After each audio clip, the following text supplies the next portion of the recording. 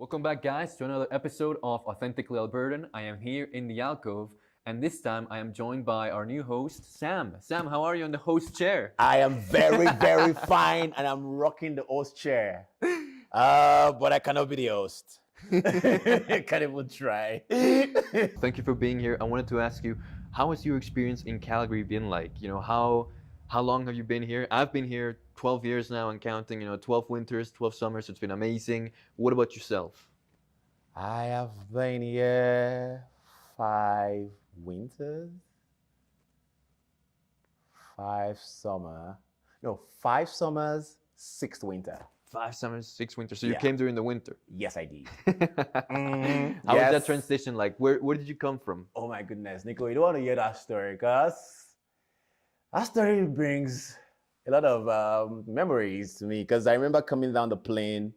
And by the way, this was in July or August, can't remember vividly. But it wasn't like winter really, but it was getting a little bit, you getting the chills a little bit. Yeah. And I had in the plane, I wore a t-shirt. I had the hood on, but then I had a jacket, but I was just holding it. I remember walking down the plane into the airport, and there's like this space, There's a space, between the plane between the plane and the and terminal, you're yeah? just like in the air for a second. Yeah, it looks like an accordion. Holy mo, that was cold. I'm like, wait, what? And then I get in the car, the friend who drove me from the airport to the Airbnb where I rented, and he had the glass wound down, he was wearing shorts, he was playing music, he was living his welcome to Calgary, welcome to Canada. I'm like, bro, do you want to just wind up this glass, please? I'm freezing.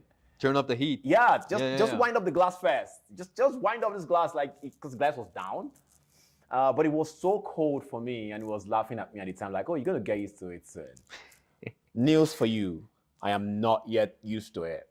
Nobody gets used to this cold. I'm still not used to it. 12 years here, still not used to it. I've tried different winter activities, still not used to it. Yeah, but I like it though. I like the fact that as human beings, I strongly believe that we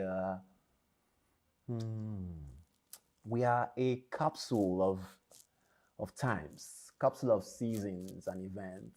So that's how we reflect and remember people and remember things by season. Remember last winter when we had coffee together at that coffee shop where it was. So you remember things with situations like that, with stories like that. Yeah. Right? So having to go through the seasons in Calgary like so, and choosing to dress right, of course, and still refuse to sit in and hibernate, which sometimes we are tempted to do. You get to create those memories, those network, this community, and enjoy the city in the truest form of it. So I would say my 5 years has been beautiful, really. I've had the most beautiful opportunities. And you came here just before the pandemic. And I came here just before the pandemic. Wow. Very lucky, just before. That laughter was a little evil. Did I? Yeah, but it was good. It was good. It was good. Yeah, for me, you never get used to the cold, but comparing it to Colombia, where I'm from, yeah. we don't have any seasons over there. We have rain and sunny season. Those are the two ones. And I feel like time passes much faster here because things are constantly changing than it does in Colombia. In Colombia, time is much slower. But here, you gotta be changing your clothes because the winter's coming. You gotta be, changing your car. You gotta put winter tires. Yeah. So you gotta be changing constantly, and that change always keeps you moving, keeps you going. And then you look back, and 2 years have gone by, and it doesn't feel like 2 years. Yeah, true. You're right. I can see how that is, because like you can imagine that the weather where you came from is probably very similar to mine in Nigeria, where we have like just the rainy season and the dry season. The rainy season and the dry season, exactly. Yeah. And it gets longer that way, unlike where we have about 3-4 seasons here and stuff. So yeah, I can see how that can make season and time move pretty fast.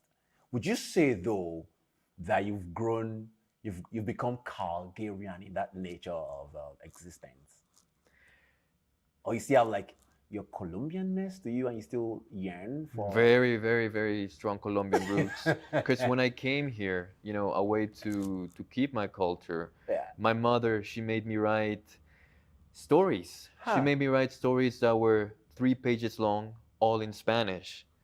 So I I'd love have your mom. to. I had to write. Shout out to you, Nico's mom. Shout out. Good.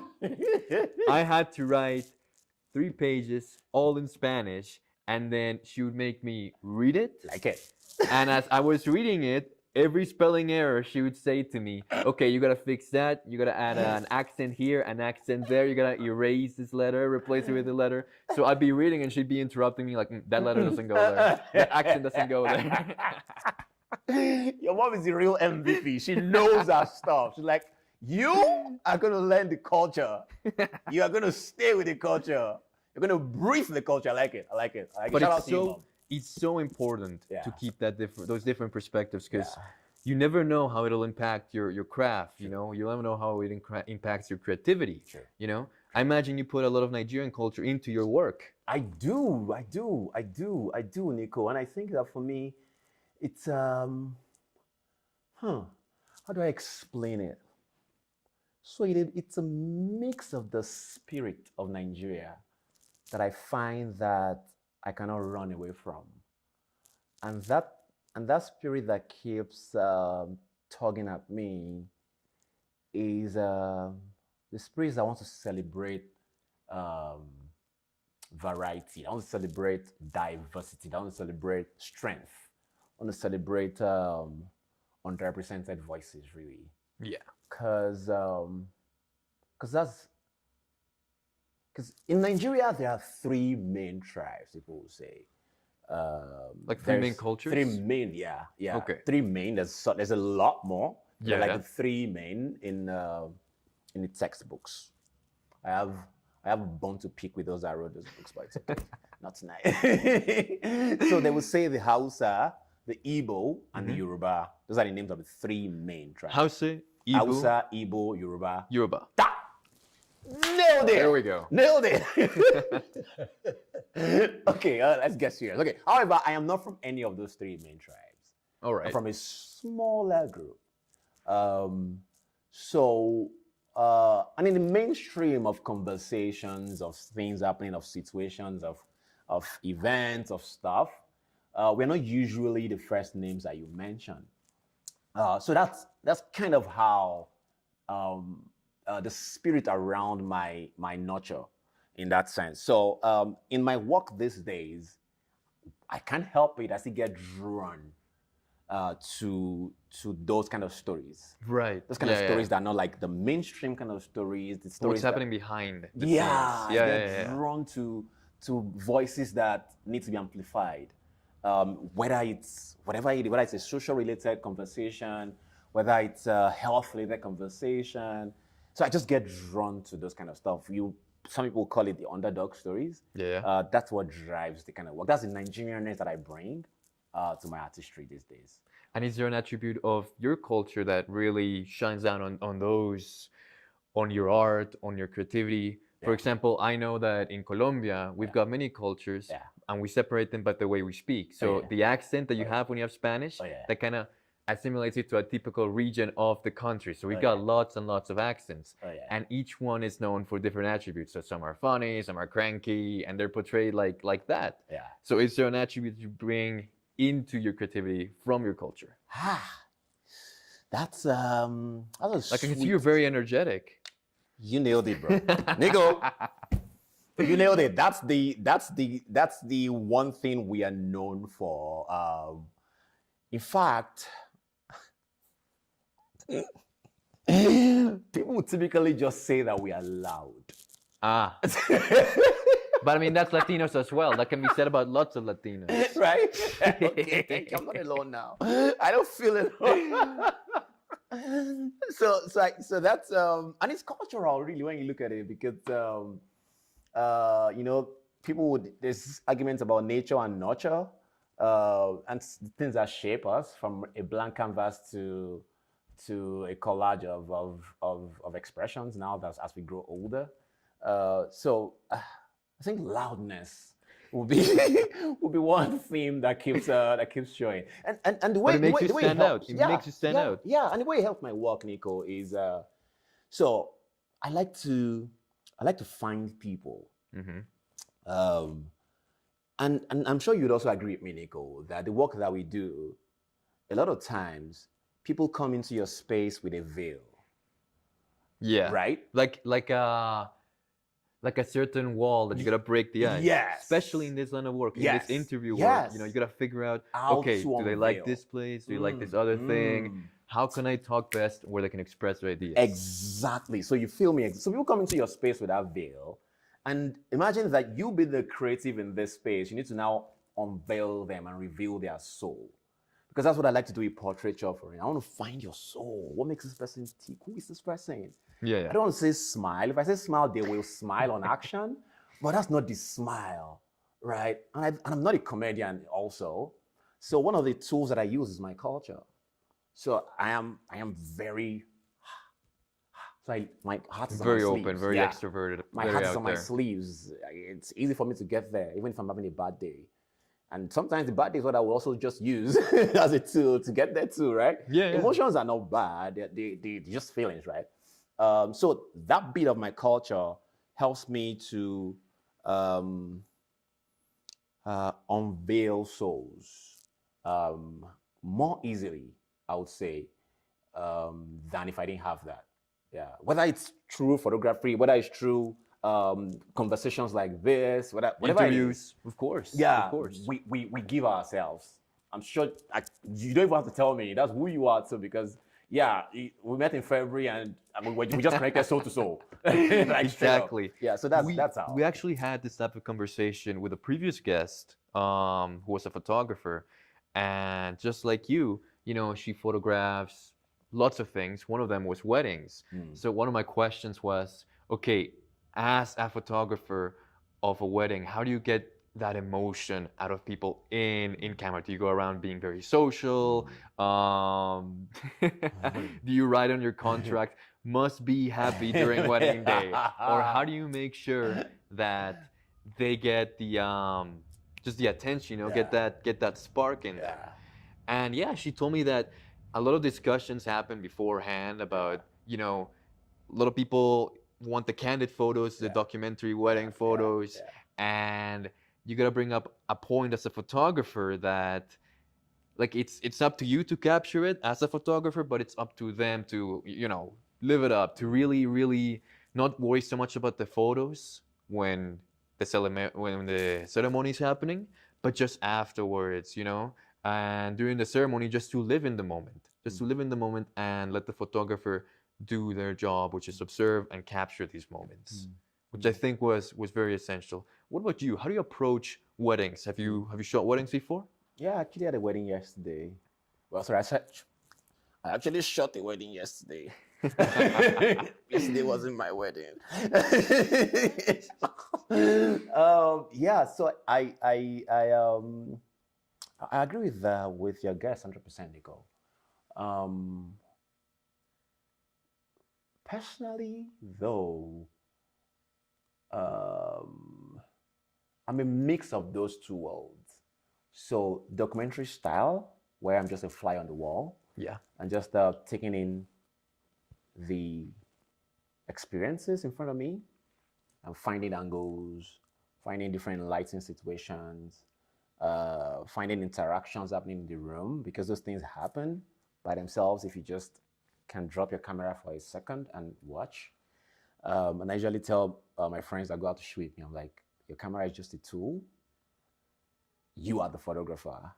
So from time to time, just put down your camera and just open your eyes and see. You will see that a lot is happening in your space.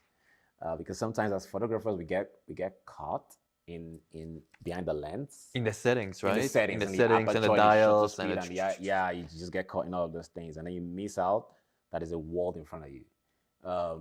So I'm a mix of those two things. I like to be the fly on the wall and just see and document things as they unravel. And then of course your creativity then comes in your technical skills. You're like, oh, that's a great thing happening there. But if I take the photo from here, behind them is that kid who has chosen not to stop picking her nose. You know what? I'm going to go take it from that place instead. Oh, in fact, even the lighting from there is even better. Oh, you know what? what if I just duck behind these glass cups? I'll take them and probably the reflection in the cup also. Right. Oh, you know what? What if I shoot at a faster or slower shutter speed now? Or even talk to the subjects like, hey, I got an idea for a photo here. If you could just raise this cup over here. Or, biting this cake right there. Yeah. And then so a mix of those, you're documenting, but then you're still in charge of some things. Okay. So there's the thing that you're letting go of, which is people interacting, but then you're in charge of the creative part of telling that story. Oh, should I shoot this at a very shallow depth of field, or should I shoot it how? How should I shoot? Like all of those things will come to play in your head. But on the other side of that conversation, of that table, creative table for me also, is I can read energy. So it's and that's why I like the work I do, Nico. and I can see in your eyes too. Like you get into a room and you can just feel the vibe. Yeah. So you know whether you should. There's a great vibe happening already. I'm just gonna be in, just do the work, right? Or there's no vibe yet.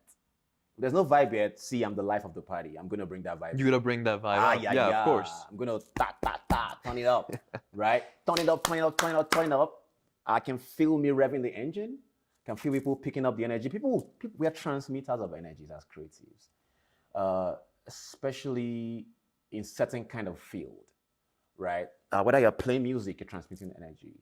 Whether you're when you're dancing, you're transmitting energy. Exactly, yeah. Right? So for me, I see myself as that when I get in those kind of rooms, say an event or a wedding. I measure the energy.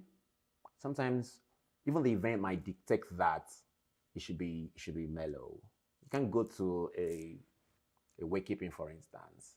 Yeah. And let's turn it up. That's crazy. I've actually I didn't know that they hired photographers sometimes for funerals. Oh yeah. That's insane to me. Oh, yeah. It's like, because it's such a like mournful memory. Yeah. Like, why would you need to photograph that? Oh, yeah. That's crazy to hear. And I came to hear about it in Vistic when I was working there. Some people rent out lenses, and I'd ask them, okay, well, what are you shooting? And I'm just shooting a funeral. Yeah. And it just goes to show the different types of vibes that events have, and the different types of vibes that you have to adapt as a photographer, and just know the right shots for the right events. Yeah, and the right energy, the right way to dress up for it, and the right tools also bring into this kind of events too. So if you're shooting a burial, funeral, for instance, you don't want to be. It might be a little bit harder if you're shooting with a prime only, because now you want to be up and close to everybody who is crying. They're gonna probably like bro, it's my vulnerable space, give me some room. But they will not mind after if they see a couple of photos of themselves being emotional. So if you have like a longer lens in that situation, you can stay away from them, give them your safe space, and still document the event greatly, as against coming right close up in their nose and be like, oh, cry some more. It'll be tricky. So knowing the situation, knowing the story, figuring out what right tools to use, how to carry yourself in the room, I think these are tools that you and I would almost always agree on, that as creatives we should be able to figure out that. And I learned those things over the years, so it doesn't come quickly. No, it comes with experience. It comes with trial and error. Learning from your mistakes. And just writing them down.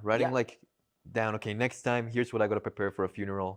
I wanted to ask you, if you weren't a cinematographer or a photographer, what would you be doing right now? I'll be a cook. A cook? Yeah? Is that one of your hobbies? I love to cook. Yeah. Please hear me right. I love to cook. Doesn't mean that I make good food. I do not make great food. How many plates have you burnt? Question, how many have I not burnt? I'm not a great cook, but I just love to mix things together. I love to cook. If I wasn't a photographer, sincerely, or a filmmaker, I think I'll probably be a teacher. Yeah? Yeah, I love to teach. It gives me joy to mentor, to teach, to show, to explain. Well, you could teach how to cook, and that way they can learn from your mistakes. Disaster. Disaster loading. Yeah, you know what? There you go. Thank you for this idea. I never thought about this one. Nah. My mother's the same way. She doesn't like to cook, but she's not good at cooking. Yeah. And it's ironic because my father, he owns a restaurant in Bogota, so he is a cook. He loves to cook. Wow. Yeah. And me, I like to cook, but under the right environment. You know, I gotta put my music on. Okay. And then once I put my music on, I'm focused on it. Okay. And I gotta know how much stuff, like be accurate with the measurements and everything. Yeah. How did you start with this whole camera journey? How did you pick up the camera for the first time? How was it? So we started with film, actually. Like cinema? Yeah, film photography. Film photography. Okay. Yeah, negatives, digital, analog. I remember that I was going to serve my country. So after university, you would do like a military service. A paramilitary Same service. in Colombia. Yeah. Oh, you do that in Colombia? Yeah. Really? I haven't done it, but I know my father had to do military service for about 2 years. You did not do it. Well, because I was living here. Hey! Colombia, come get him, Nico. He needs to serve. How many years? I've been dodging the draft for too long. Come get. Now he's at the gym too. By the way, he's ready, primed. 2 years you gotta serve. Wow. 2 years. It's usually fun, right? Sorry? It's usually fun. I don't know if it's fun. I don't know if it's fun. My dad, he had to guard a bunch of stuff. Like he was the guard that I think was like one of the residents for the president. Huh. Yeah. That's fun. That must be fun. I don't know. I want to be the guard to the president. That must be fun. I don't know what other jobs there are. Yeah, when you do the military service. Yeah. And I don't know how different it is from the tasks you do in Nigeria. Well, the task I did was I taught computer science. You taught computer science? Yeah. As a paramilitary person.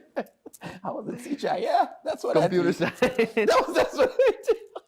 I think, but they taught you everything too. Like I think my father still knows how to load the gun and everything. Damn, I never saw a gun. Never? Oh. Yeah. Okay. So to answer your question, I would say that it was when I was going to we call it the National Youth Service Corps. That one of my relatives gifted me a camera, analog camera, and he had heard me over and over ask for that because one thing about me that people do not know, Nico, is that I was born with a speech defect. So I was born a stammerer. Like stuttering? Yeah. Okay. And it was quite terrible. So in my first decade maybe of existence, it was terrible to communicate. So that was where I honed my skill in people watching. Oh man, I love to people watch. Right? That's where I also learned to stay in my head too. Because it's better, because I'm not going to fool myself having to explain who stole the plate. Yeah. And then the thief has already gone by the time I finish the sentence. So visuals for me was kicked in. I kicked in at the early phase of my life until I went to speech therapy, learned to control my emotions so it doesn't mix with my words. I learned to pace myself, right? And now I can't stop talking. But the visual bit of me has been ignited very, very early. So photography was everything, even though I never had a camera. So I would stand in front of billboards, Nico, and I would just stare. How can a picture be this big? How can this you expand it to that big? Yeah, that giant poster. So giant. How can it be so big? Do you remember one of those billboards? Oh, like, I which do. Which one caught the attention the most? There is an advert of a soap. The soap is called Dettol. A soup. A soap. A soap. Bathing Oh, soap. a soap. Yeah. Oh. Bathing soap. Yeah, It's yeah. called Dettol, antiseptic soap. Okay. PG what? There was a lady on the billboard in a white towel. Yeah, you know. In a white towel, and she had the towel up this way, and her eyes was so real. In fact, I thought that every time I turned, she turned with me. That was how the eyes was vivid. That photo stayed with me forever. I would almost always stop at that bus stop to see that billboard. So visuals for me, I started early. Then I learned, and I took the film camera to youth service. Do you remember what camera it was? I cannot remember. I think I still have it. There was a brown one. And I shot for the entire year, different film roles. I never developed it. Yeah. And then I came back from youth service, developed it. Nico, the most horrible collection of photos you can ever think of. I promise you. I don't know, because I brought this up with my previous guest. Yeah.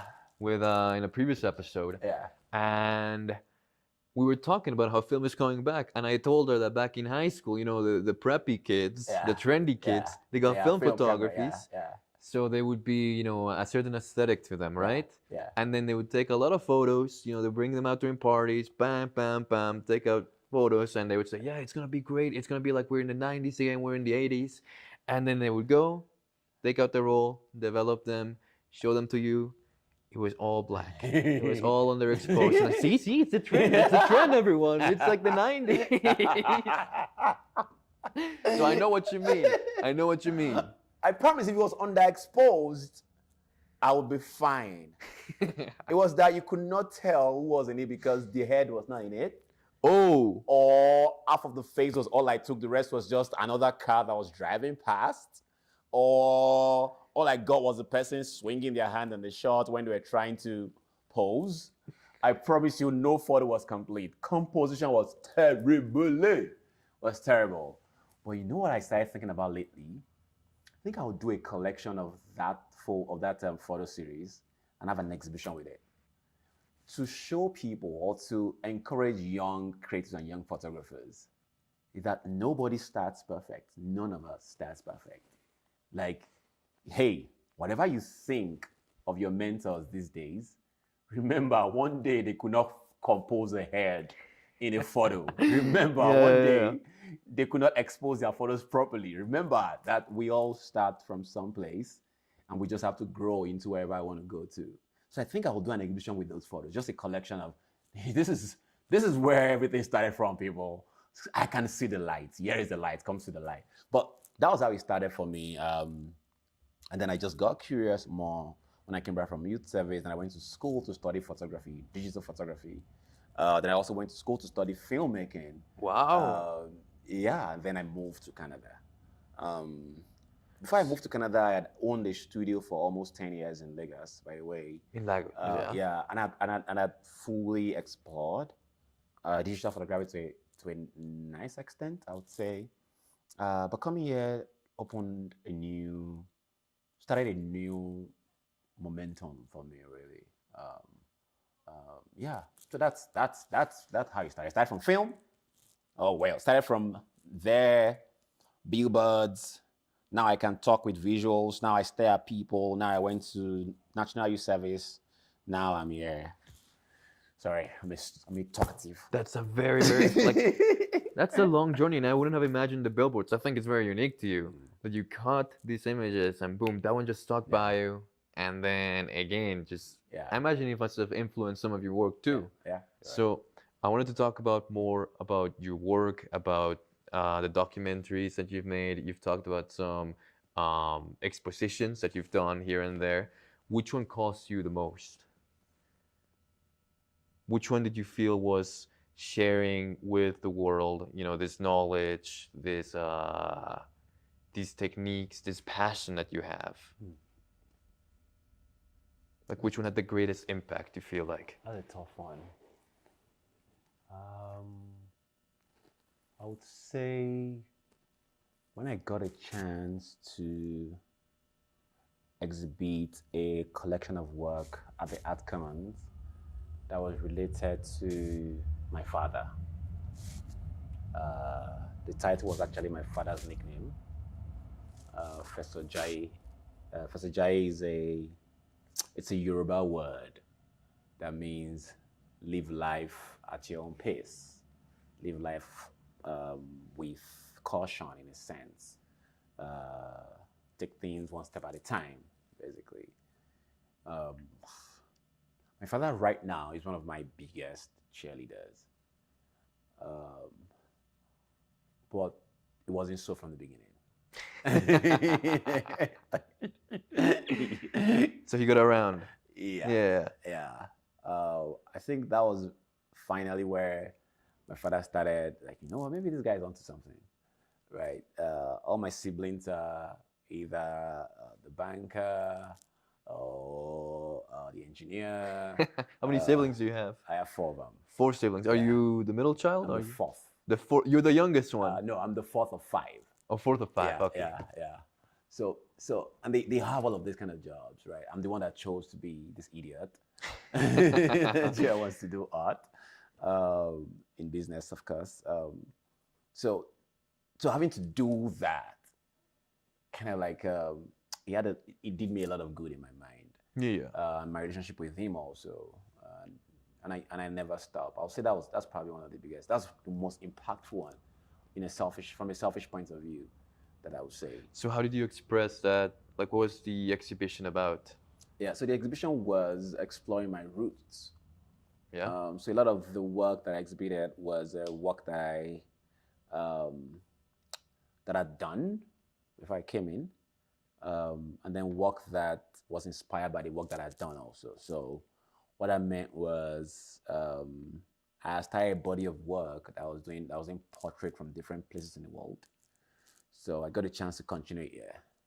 And I met a lot of fun people. I met a woman from Tibet, who is a Tibetan, of course, and she told me about our relationship with the monk, and someone from Afghanistan, photographed them in their cultural outfit.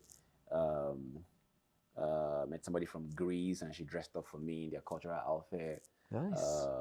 Had a Brazilian dance for me on Peace Bridge.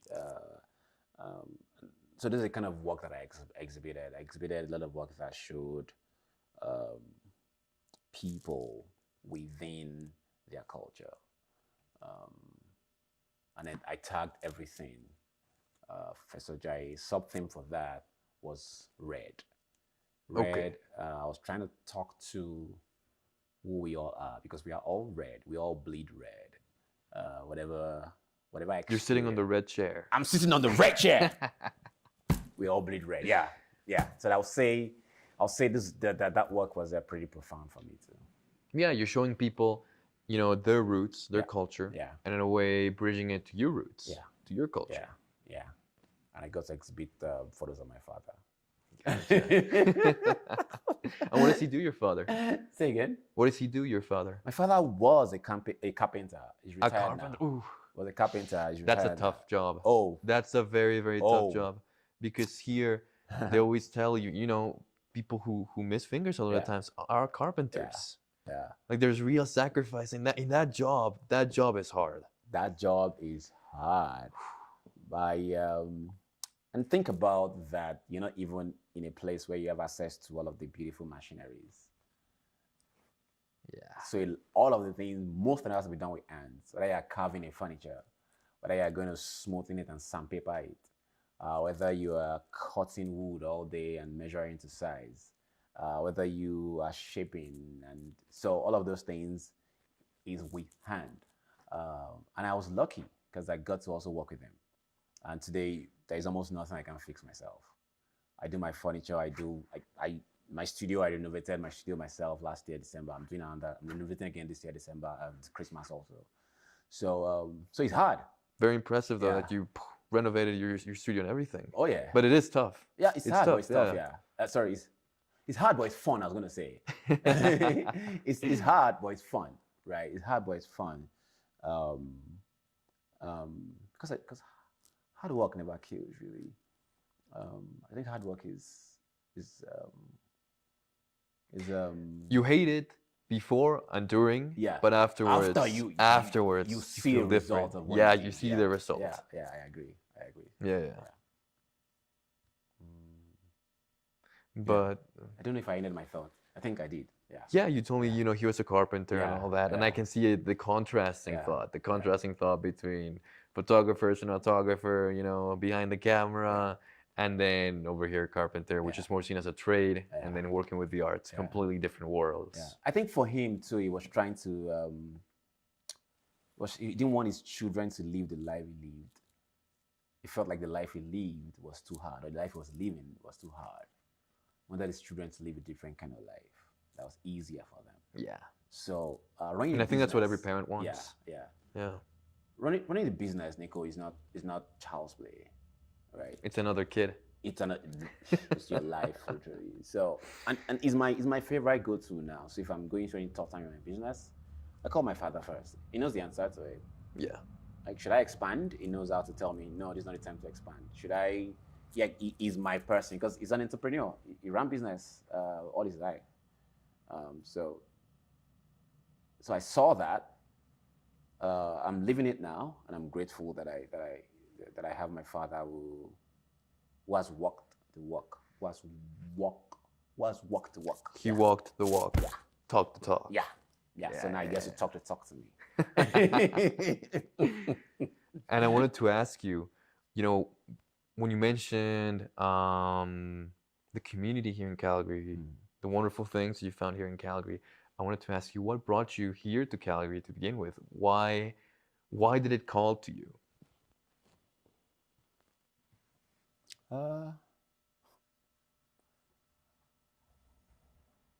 Better life. I'll put it rudely like that.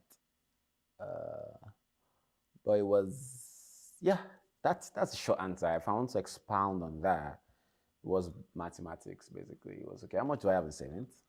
Yeah. What are my options? I had Vancouver, I had Toronto, and I had Calgary. Which of these can I survive in if I don't get a job for 6 months, based on how much I have, right?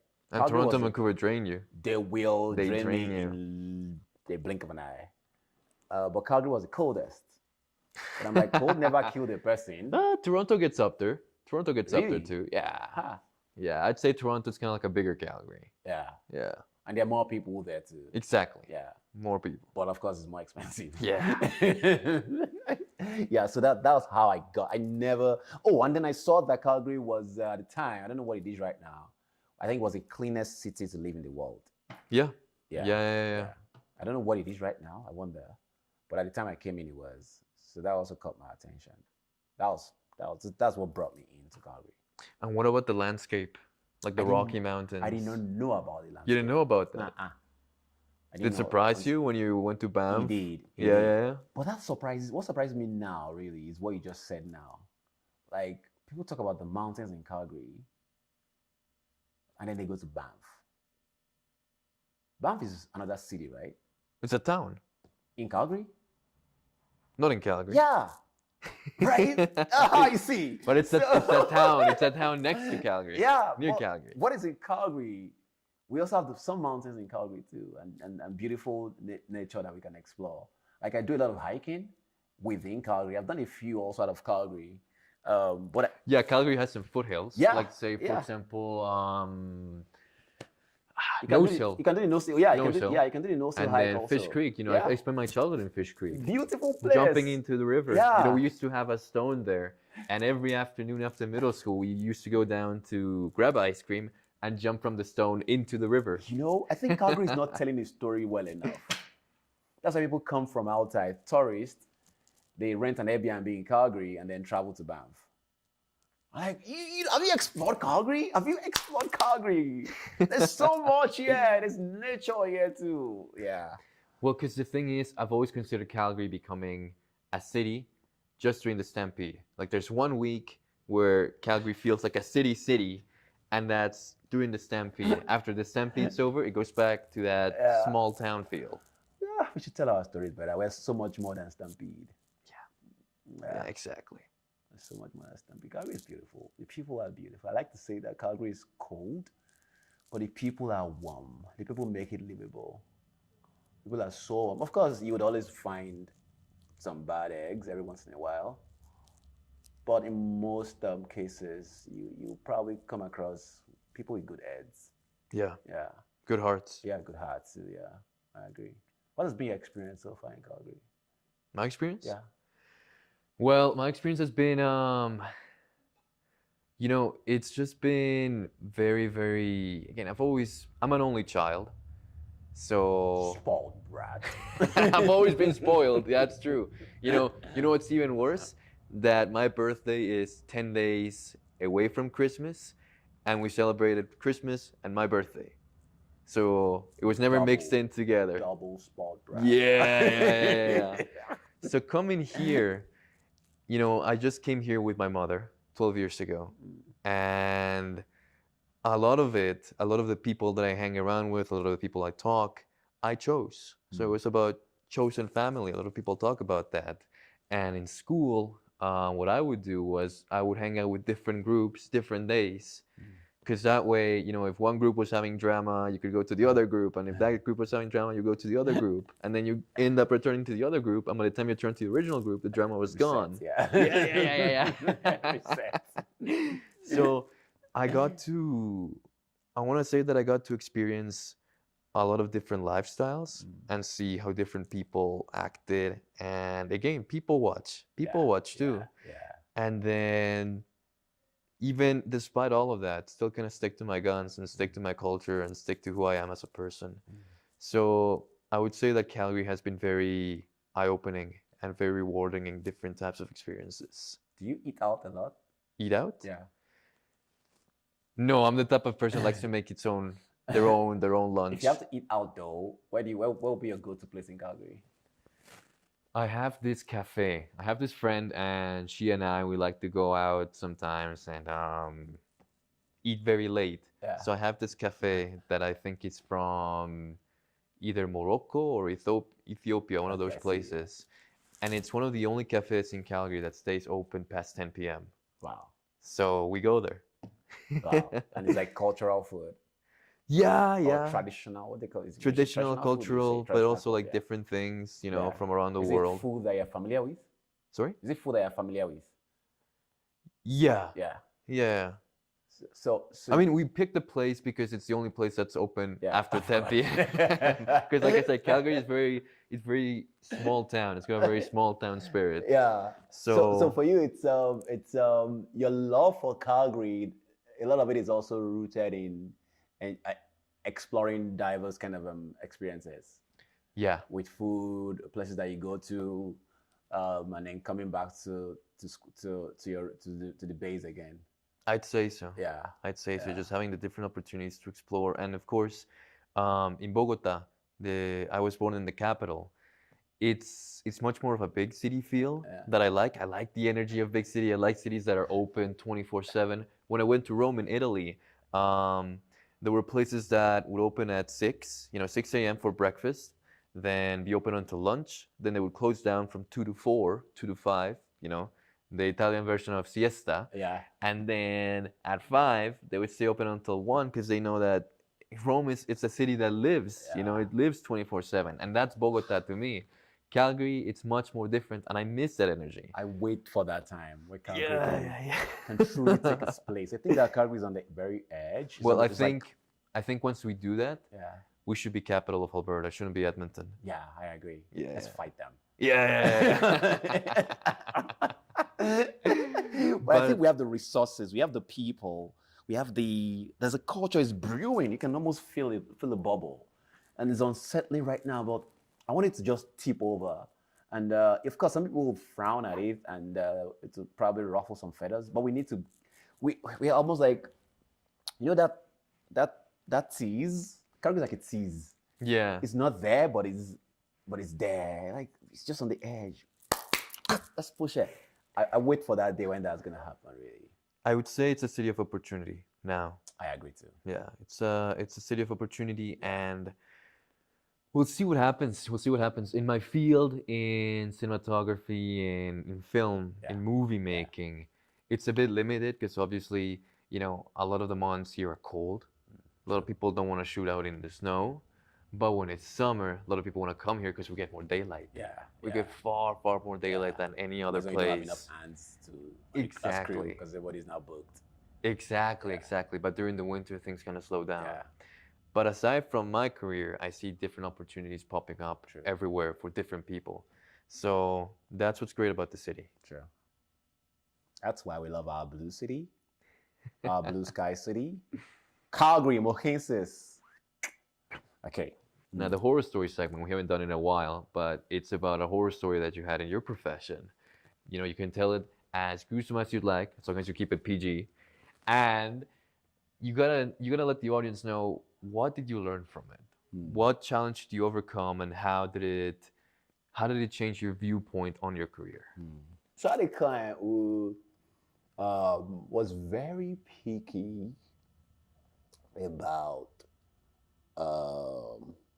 what she wanted. I'm picky not in the sense where you're picky but you know how to communicate.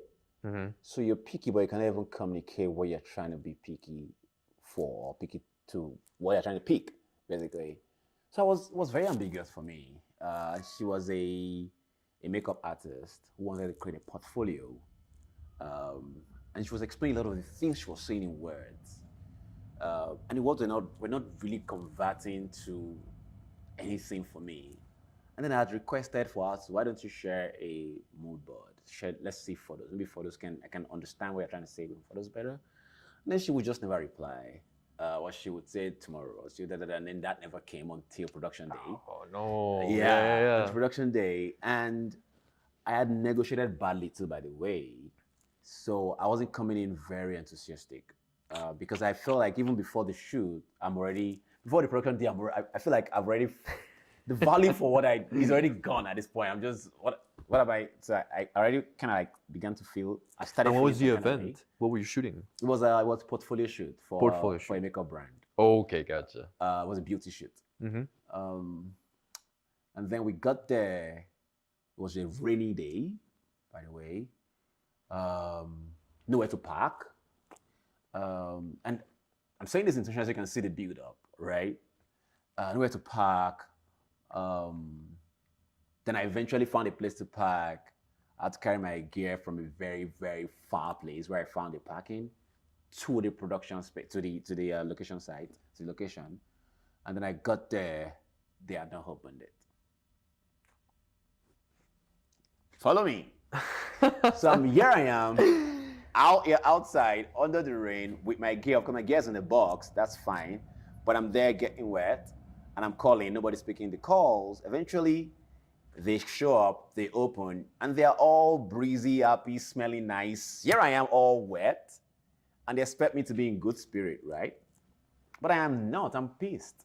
I'm human too. I came here early. Nobody's there. I'm in the rain. I couldn't find parking. You're not responding to my messages before now. I don't have a mood board. See, I don't even know what I'm coming here for. And you seem to know exactly what you want, but you're not converting it in thought properly to me. And then we get in. The models had not arrived also. Well, it was just mayhem. It was just mayhem, basically. And of course, I'm emitting negative energy. Even me, I knew it. I was emitting bad. My energy was like just frustrated. You're just frustrated with it. And I was giving and you're that done. energy. Yeah, like you don't want to be there taking photos. You just want to get it over with. And I don't shine in those conditions.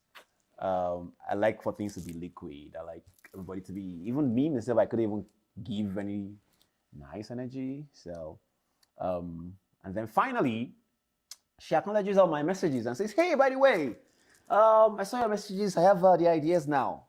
Like, oh, we have the ideas now? When we're about to shoot? Oh, now? What if I don't have the right gear to pull this shit off? Okay, let me see it. Then she shows me the ideas. And indeed, if she had just shown me before the day, because what she wanted, I've advised properly. Like the photos you're looking for, you want an outdoor shoot. This collection is outdoor, and it's either sunrise or sunset because you want the glow of the sun. Now this is like the golden hour. Yeah, the golden hour photos. I'm like, and it's raining today too. I was so frustrated, but I learned. What I learned is never conclude any business, creative business, and I say this intentionally, creative business, because we are artpreneurs. We are entrepreneurs in the art space. So we are artpreneurs.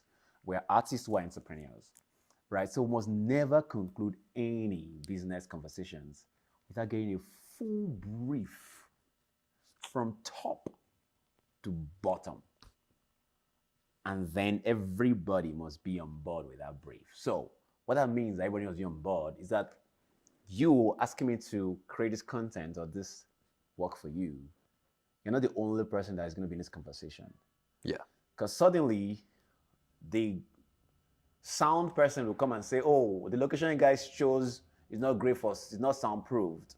Where was the sound person when we were having a conversation? So everybody must be in this brief, full proof, so that nothing changes. Yeah, yeah. So I learned from that period of my life and that experience that it must, and also then that will also help you to value your time properly. How much travel will I have to do? What time of the day will I have to leave? It will help you value how much should this actually be worth. What investment will I ask them to pay for this? Then it taught me another level of human relationship too. Because some people need to be, some people need a little bit more attention. Yeah, they need to be more, like you need to be more concrete with them and tell them, okay, so, you know, when you come in, this is the time, this is the date. Can remind them with every message. Some people need more attention. But like imagine with every message and you're still replying the messages, right? So, but they like you have to like some people need a little bit more attention than even than normal. So what I could have done what I would do for that kind of person, I would have found a day in the week to go visit them in their house or in their business space. Because I know that this person will not reply my text, will not reply my anything. I will just go visit. Hey, I was passing by, I wanted to just say hello. By the way, I brought this sheet here. It's a call sheet. Just wanted to share with you and just see what you think about it, right? So I've taken it to that person for my own sanity, really, and for the sanity of the rest of us in the production. Exactly. It's me that because you feel secure. Right? You feel like confident on what you're doing. Yeah. That's what you need to feel. Yeah. So I'll be helping myself and helping the rest of the gang if I take that initiative. And it's very key, especially if you are the kind of creative that need a certain ambience to create. So you cannot leave anything to chance. Yeah. You literally have to make sure you walk the work and do all of those sometimes schmoozing of all the of all the egos I see what you mean. Massage all the egos in the room that needs to be massaged. Some has to be massaged before. Some people are low maintenance. They're just gonna show up and deliver and do what needs to be done. Some people you have to cajole. Again, the different energies you're gonna bring to the table, not just when you're doing photographs, but also when you're negotiating, when you're settling down the contract. And that's a huge part that we talked about with previous guests. It's just how the contract, having it all like written down and saved and then signed. You must have it. Yeah, you gotta have it, because otherwise, how do you trust them? Yeah, as creatives, things will shift. I can guarantee 9 out of 10 times, Nico, and I'm sure you agree with me, things will shift. 100%. Exactly. If it's not written down, things will shift. Because you're creating is never, if you're a painter, for example, painting a canvas, it doesn't end with what you started with. You would even go to bed one night, you think you're done. The next morning you're back, like, you know what, maybe another brush stroke here. Now it's done. And then go have a cup of tea and you're like, maybe a different gradient there. Until somebody picks the canvas and says, I'm taking this off the shelf, you're probably still going to be touching up until it leaves. Exactly. Right? So because we are creative, so imagine you go to like a creative experience to create a thing with some people, and you never stop innovating. Contract. You never stop you innovating. You will never stop innovating. Never. So there must be something that's guiding you. Yeah. And I like to say this to my proteges who come to my space and ask me for stuff. I'm like, make sure you put that in writing. Make sure. Make sure you put the clauses in the contract and everything like that. We go to the same. Bro. Yeah. They are all your friends, I promise. None of them is your enemy. But put that thing in writing. Put that in writing so they stay your friends. Yeah, so they stay your friends. Thank you. Sweet. What about some future projects? What else do you have for 2025? I want to travel. You want to travel? Yeah, I want to travel a lot in 2025. Um, I think I've babied my business to a nice, um, safe space right now. And I can almost maybe afford myself a little bit of legroom to travel. I've been in this country for 6 years now. Yeah, 6 winters, but I've not seen this country. Okay, you should do the road trip. Yeah. The road trip across Canada, start in BC, cross Alberta, Saskatchewan, Manitoba, Ontario, Quebec, then the Maritimes, end up in Prince Edward Island. I never thought about it like that. Many people do. Many people do it. I had a friend in college who did it the summer after high school. So the summer after high school, he and some friends, they got on a Jeep, drove across Canada. Huh. Are you big into landscape photography? No, but I like to see it. Well, there you go. Take your camera with you and experiment with landscapes. Huh. You know what? Right? I'll put that in serious thinking. But yeah, I like to travel. I have an ambition to also scale my business in 2025 and open a podcast studio. Nice. Yeah, that'd be good. Yeah, in 2025. So the first project for 2025 for me is something that tails out of my theme for the year. So my theme for the year is relentless giving. So I'll be giving out opportunity to 6 creatives who want to create maybe their own podcast or YouTube channel, and then would produce for them 6 episodes each. I can use that, to whatever, for their podcast, for their vodcast, whatever it is, in January, February. And then I started something this year. It was called Oremeta. Oremeta is a festival of some sort, storytelling, drums, dancing, and food. We did a proof of concept this year. Nice. So we hope we can do 2 episodes next year. Yeah. Right. So, like some of the few things I hope I can do 2025 scale for sure. And then just later my travel around that.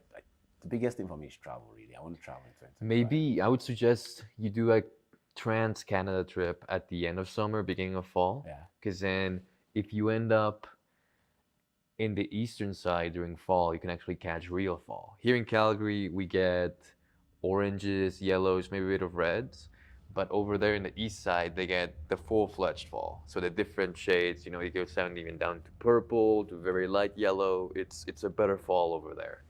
So, do you plan to travel? I do. I wonder if there's a place where you can find people that travel so you can travel as a team. Yeah, I'm sure there's plenty of places. And document the travel. Exactly. Sam, thank you. Thank you for this opportunity. Thank you for being here. Thank you for sitting down and just sharing your journey, your ups and downs, the challenges that you've been through. It's been great listening to you. And I'm sure the audience took a lot from your stories. Thank you. A lot from your stories, and especially the resilience that you have. I hope. I don't know if I even said anything. I said to mind grounded. Okay, anyway, thank you so much for inviting me. I totally enjoy myself, to Nico. I'm a fan of you and what you do. And please, if you need any pointers at the gym, we can go work out together. At the gym. I'm down. Snowboarding, yeah, I can teach you Spanish like that. Snowboarding, yeah. Thank you, super, son. And the crew behind the cameras, too. Thank you so much. I appreciate you. Thank you. All right. Well, thank you, guys. I hope you enjoyed this episode of Authentically Albertan, and we'll catch you in the next one. Stay authentic. Stay